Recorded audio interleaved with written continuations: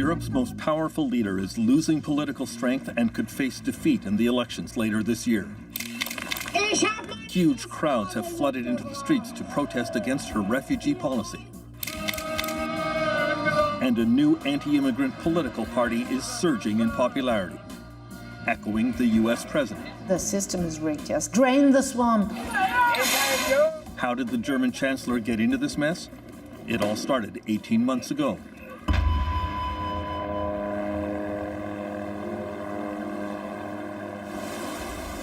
In the early summer of 2015, the war in Syria generated an exodus of biblical proportions.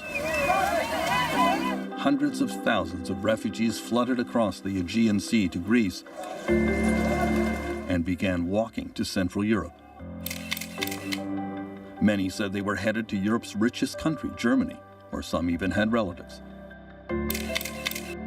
German Chancellor Angela Merkel had often spoken about fostering a welcome culture in her country, but she seemed uncertain about how to handle the approaching crisis. Hallo, ich heiße Sie erstmal herzlich willkommen.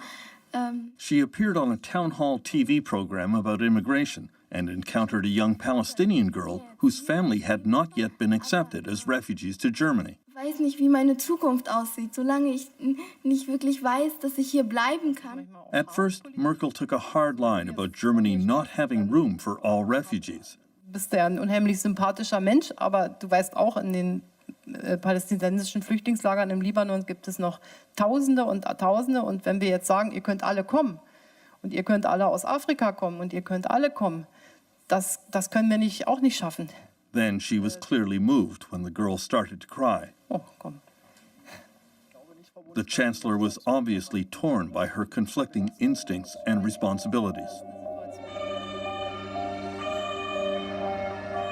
In her offices at the German Reichstag, there were emergency late-night meetings in which the estimated scale of the refugee wave kept growing. Stefan Meyer is a member of the German parliament and a key ally of Angela Merkel in the governing coalition. We didn't expect such an influx. In the beginning of 2015, the expectations were to receive about 300,000 refugees in total in 2015. And then in middle of August, the new forecast was 800,000. And I have to admit, this was really astonishing. Merkel's critics reject any notion that the refugee crisis came as a surprise to her. Michael Sturmer is a conservative historian and senior editor of the Welt newspaper. She was ill-prepared, and so was the government. The federal police had warned a year before of what would happen. After all, the war in Syria started in 2011. There was no surprise, but she was surprised, and then she panicked, and we lost control. And she put a friendly face on it and called it welcome culture, while the rest of the nation said, oh, for God's sake, we don't buy that. In August of 2015, refugees arriving in Germany were bused to special shelters sprinkled across the country. The first resistance began to appear. Violent anti-immigrant protests began. Gangs of young men barring the road to stop the arrivals. Several refugee shelters were set on fire. Neo-Nazi groups were accused of the arson. Certainly these images are a shame for Germany, and this can't be accepted. Angela Merkel was shocked by the violent anti-immigrant protests. On August 26, 2015, to show solidarity with the victims, she made a visit to a refugee shelter in Heidenau that had been attacked. She was loudly booed by protesters. Some screamed that she was a traitor and a slut. The incident seemed to redouble her determination to welcome refugees. I know about the scene, but if you are Chancellor of Germany or Prime Minister of Canada, your emotions have to be under control. You cannot be guided by your emotions. And do you think that's what happened with her? She's a control freak. But in this case, she did not control the situation, nor did she control her own emotions. Wenn wir jetzt anfangen, uns noch entschuldigen zu müssen dafür, dass wir in Notsituationen ein freundliches Gesicht zeigen, dann ist das nicht mein Land. On August 27th, the day after the Heidenau incident, a truck was found just off the Austrian Autobahn headed for Germany. Inside were 71 dead refugees who had smothered while being smuggled across European borders. On August 30th came the photograph of 3-year-old refugee Alan Kurdi washed up dead on the beach at Bodrum, Turkey. All these images and events made a big impression on Angela Merkel, and so she marched into her annual end-of-summer press conference on August 31st and made her historic pronouncement on the refugee issue. She began with a denunciation of the anti-immigrant demonstrators in Germany. Folgen Sie denen nicht, die zu solchen Demonstrationen aufrufen. Es gibt keine Toleranz gegenüber denen, die die Würde anderer Menschen in Frage stellen. Then the Chancellor uttered her landmark declaration. Wir schaffen das. We can do this. In the following days, Merkel opened Germany's borders to an estimated 850,000 refugees. People started here with going on the streets. Tatjana Festerling is an anti-immigration politician in the East German city of Dresden, which became a hotbed of resistance to Merkel's refugee policy. When Angela Merkel famously said, "We can do this," what was your response to that? Who is we? Who is we? And she made up her mind. She was the one who made this decision to open our borders illegally. And now she puts responsibility to us, to ask the people. We didn't decide that. There is no extra places for the refugees. There is no... Of all the Syrian refugees who came to Germany in the summer of 2015, one in particular played a key role. His name is Ayaz Morad. He was studying English at Damascus University when the Syrian crisis began, and later decided that he had to lead his 2 sisters and other family members to safety as ISIS closed in on their village in northern Syria. His father was worried that his sisters would be raped. So my father decided, when you want to go to travel, just take your sisters with you. I said, we can do it. Fleeing ISIS, Ayaz and his family members made their way from northern Syria over the border into Turkey and eventually to the coastal city of Izmir. There they paid a smuggler $1,200 a person for a place on a plastic inflatable dinghy. They set off at night in a boat like this for a 12-hour voyage. The seas soon became rough. We got a lot of water into our plastic boat, and we tried to get it out with the plastic bags and with our shoes. You're bailing with your shoes. Yeah, it was very difficult, but we said if we won't do it, it will be we will die here. The women and the kids, they were all praying, "Oh God, help us." It was very dangerous.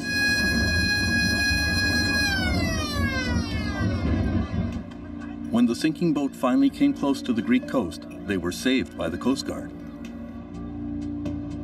From Greece, Ayaz and his family made their way north through Serbia and into Hungary. They reached the train station in Budapest. Where are you going? Where are you going? At the beginning of September 2015, the Budapest train station had become a refugee camp. The Hungarian government refused to allow the refugees to board trains for Central Europe.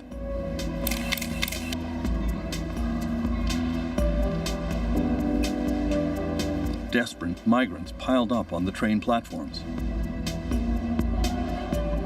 Ayaz and his friends had an idea.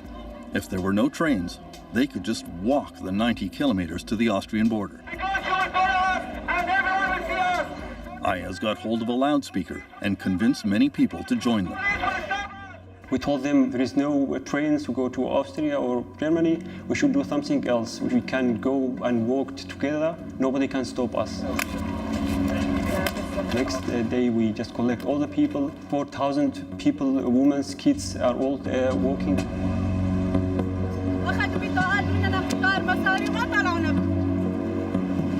And we just walk. Word had passed of Merkel's announcement that Germany would welcome refugees. Ayaz set off on the march carrying a large picture of her.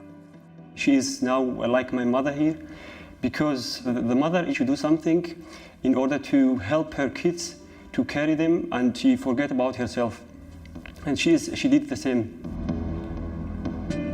She opened the door for us. They marched across Hungary in the searing summer heat. The Hungarian government was very bad with us, but the people were very good with us. They brought us a lot of food and drinks. It was very sunny, it was very hot. Eventually, the Hungarian government provided buses to transport the refugees to the Austrian border. And as I said, welcome refugees, come on to us, we will help you. This was like a paradise. When the refugees finally made it to Germany, they were met at the train station by large crowds of people with signs of welcome. It was very, very nice. We just said we achieved it. We've done it. Just as Ayaz Murad made it to Germany, rebellion against the government's welcome of refugees was about to explode. When Angela Merkel said, "We can do this," many Germans said, "No, we cannot." The strongest resistance to the Merkel refugee policy began here in the eastern German city of Dresden. The demonstrations that popped up in Dresden were organized by the group Pegida, which stands for Patriotic Europeans Against the Islamization of the West. These protests were held weekly and sometimes attracted up to 40,000 people. About 200,000 Germans reportedly joined Pegida's Facebook group. Tatiana Festerling was one of Pegida's leading voices. I fear Islamization because we see it in many parts of Germany. We already see Islamized regions. You feel that Muslims are taking over? Yes.